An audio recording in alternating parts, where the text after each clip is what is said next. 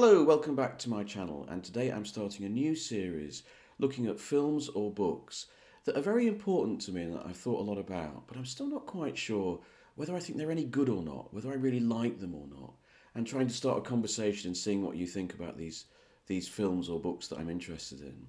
The first one I want to talk about is the Hellraiser series.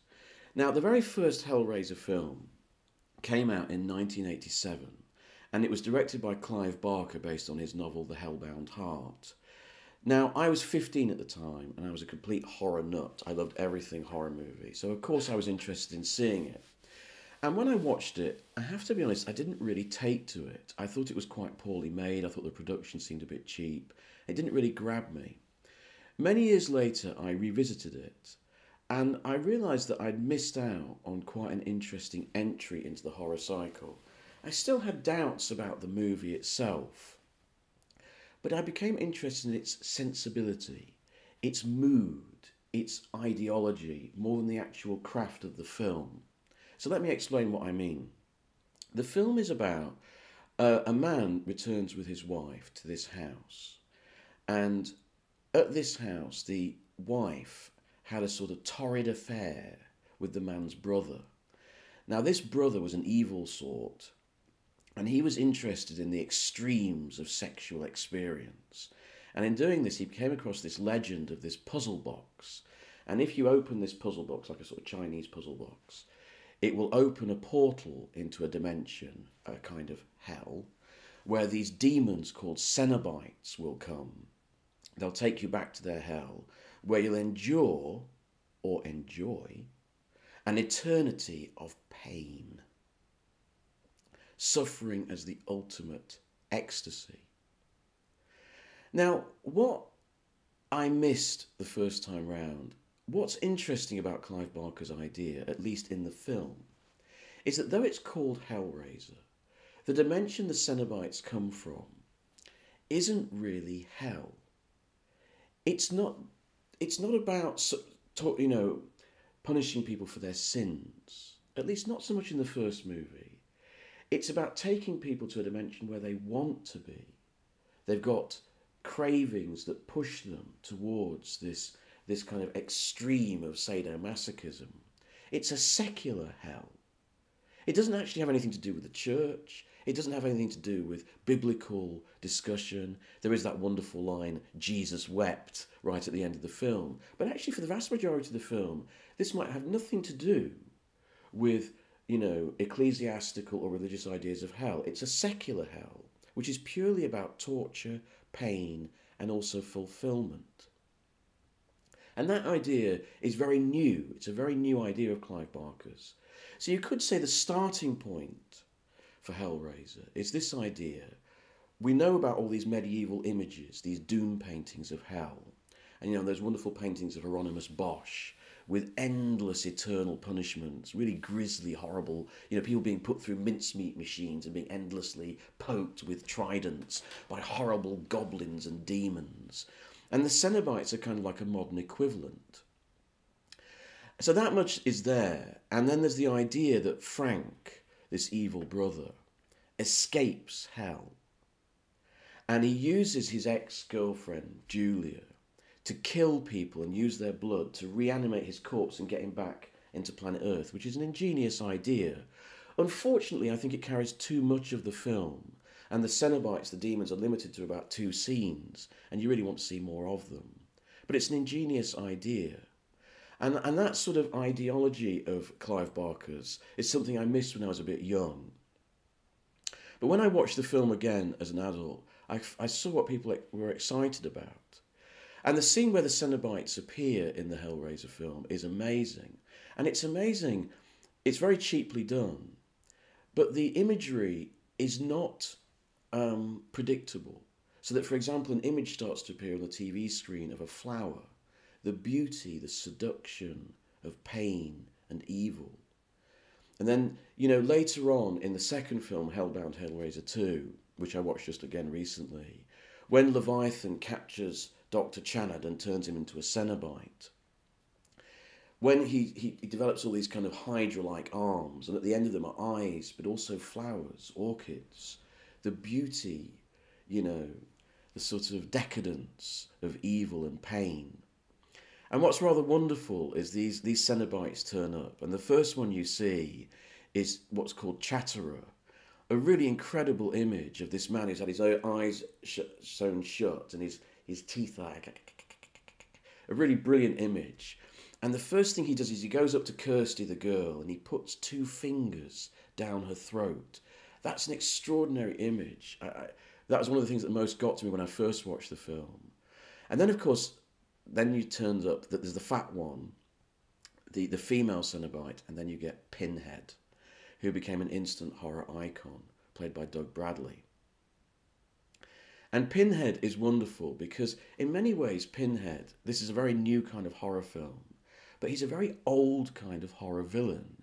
He's very theatrical and he gets all the best dialogue. And he has lines like, "We are experimenters in the extremes of experience. We are demons to some, angels to others." He has all this wonderful Shakespearean dialogue, and he says, you know, he has all the best lines in the series. You know, he has lines like, you know, "Oh, no tears, please. It's a waste of good suffering." You know, and there's so many wonderful lines that he has. Like, there's another wonderful line when Kirsty gets into hell, and he goes, "Go explore. We have an eternity to explore your flesh." I mean, it's right up there with Bela Lugosi saying, "That is the music of the night," when he hears the wolves howling, you know, or "It's alive." You know, Barker contributes to that line of great horror dialogue with Pinhead's lines. When I first watched the film, I don't know if I was watching it right. I completely misinterpreted it. So, you know, at the end, when Frank has got the skin of Larry, the father, I thought that was Larry. And I thought the Cenobites came to claim Larry because he'd found out about Frank and Julia and he was jealous, and that entitled the Cenobites to come and get him, which I thought was a brilliant idea. So when he turned and said "Jesus wept," I thought that was Larry saying that, which I thought was a brilliantly twisted idea. But then, of course, it wasn't. It's Frank wearing his skin. Anyway. So it's a brilliant set of ideas. The realisation of them, I don't think works so well. Claire Higgins was brilliantly chosen as Julia. Very good performance from her. I think it was brave casting Sean Chapman as Frank. I'm not sure I really buy into his performance. He was good in Contact by Alan Clark, but I think he's a bit out of his depth here as the villain. One of my big problems with the first film of Hellraiser is they originally had set it in England, and you can clearly see it's filmed in England. I think it was supposed to be outside Liverpool or something. And the original actors were speaking in English accents, and they should have stayed that way. But Canon decided for it to break the American market, they decided to overdub everyone in American accents and make out that it was in America. And for me, that really kills the film. It makes it ridiculous. It sets it in a nowhere space. And it really should be in a specific space to contrast with the hell of the Cenobites. So I think that's a serious problem with the film. So Claire Higgins is great. I think some of the other actors are not so great. Doug Bradley is fun as Pinhead. So it's a very sort of small-scale, low-budget film that sort of just about gets there. The second film ramps it up. It's directed by Tony Randell, but it was executive produced by Clive Barker. Barker had made the original film because he didn't like people's adaptations of his work, a bit like Alan Moore. But in this film, he's just the executive producer. Now, this film is more ambitious, and it ramps it up. But again, we're in this kind of nowhere space. It looks like it's filmed in England, but it's supposed to be America, but no one really knows, and the main doctor at the hospital is English. It's very odd. Anyway, so Kirsty, the girl at the end of the first film, gets taken to this asylum, and the head of the asylum just happens to be someone who is fascinated by the Cenobites and wants to call them up. So he basically takes this mattress on which Julia died, the woman who helped Frank in the original film, and resurrects her. But unlike Frank in the original film, who was trying to escape the Cenobites, what Channard, this doctor, doesn't realise is that Julia is actually a willing Cenobite. And she is actually working for Leviathan, the god of this hell. Again, interesting that the god of this hell is not the devil. It's not Beelzebub. It's this weird, almost abstract huge diamond-shaped thing at the centre of this hell. Again, this kind of more secular version of hell. And Leviathan, of course, was also a name given to whales. It's what the sailors used to call the whales, the Leviathans of the deep. So there's this kind of semi-avoidance of a purely religious reading of this hell, which I find quite interesting. Anyway, Julia helps Channard to, bring back the Cenobites. And there's another wonderful line. Channard uses this young girl who's also doesn't have any sort of concept of sin yet, or right or wrong, to open the box. And they come back, and one of the Cenobites wants to take this girl, and Pinhead says, "No, it is not hands that call us, it is desire." Another fantastic line. Really great line. And then they take Channard back to hell, and he is converted into a Cenobite in a wonderful scene where this kind of elevator shaft comes up, and he backs into it, and all these things start sticking in him, and all this stuff. And then the elevator goes up to the top level of hell, and Channard comes out and looks out and delivers one of the greatest lines in horror movie history, I think. Kenneth Branagh, an interesting choice. He did it because his grandson was a fan of the original film, apparently. He's an odd actor, Kenneth Branagh. He was a Shakespearean actor, but a rather charmless actor somehow.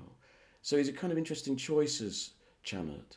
But he comes out of this lift and he says, "And to think, I hesitated," which is, I think, one of the great lines of horror history.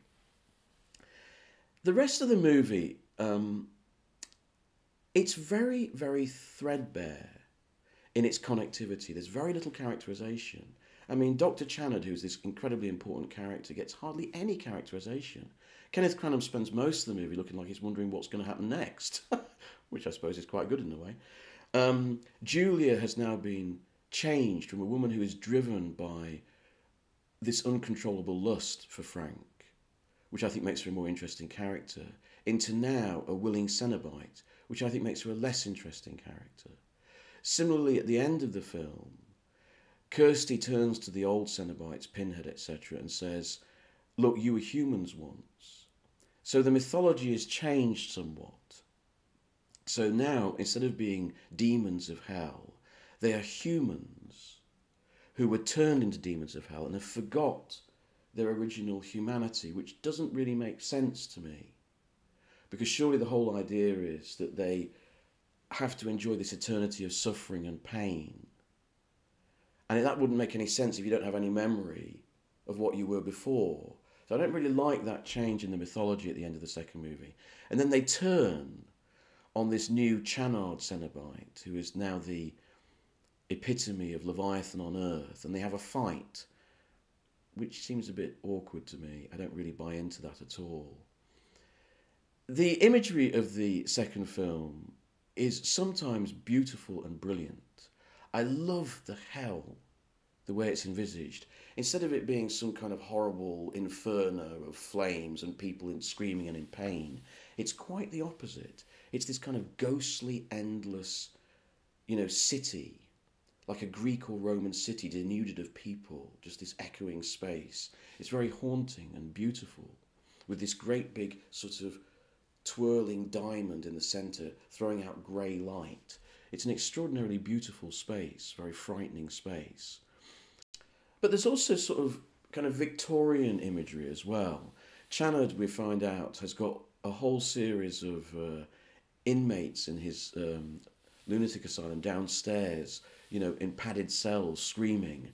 It's almost like a scene out of a sort of Hammer horror movie, from the 1800s, in gruesome sort of Bedlam-style hospitals. It's very peculiar. So it's an inconsistent movie, I think, the second Hellraiser film. But when it's at its best, like in the realisation of the Channard Cenobite with its Hydra-like arms, it's really something. I'm not that interested in the Hellraiser films since. I saw the one where the Pinhead Cenobite is trapped in this kind of piece of rock, and then he bursts forth from the piece of rock, and the first thing he does is goes like that, which I thought was a nice touch. I also had a conversation with a friend of mine who is a Hellraiser fan, And I mentioned the film Event Horizon, which has a similar brilliant idea to Hellraiser. The idea is that these scientists are experimenting with wormholes. The idea of a wormhole is that to get to a far point across the universe, you jump into another dimension, which is smaller, but then you can come out at that other side of the universe much quicker. But what if this other dimension was hell? And this team of people on this craft have gone into hell, and now another team is going to help them. A brilliant idea. But what he told me was that Hellraiser kind of got there. I think it was Hellraiser 4, where they wanted to take the Hellraiser forward in time to a science fiction setting. And that would have been absolutely amazing if they pushed that through and made it work. I haven't seen Hellraiser 4, but I'm told it was sort of compromised in the edit.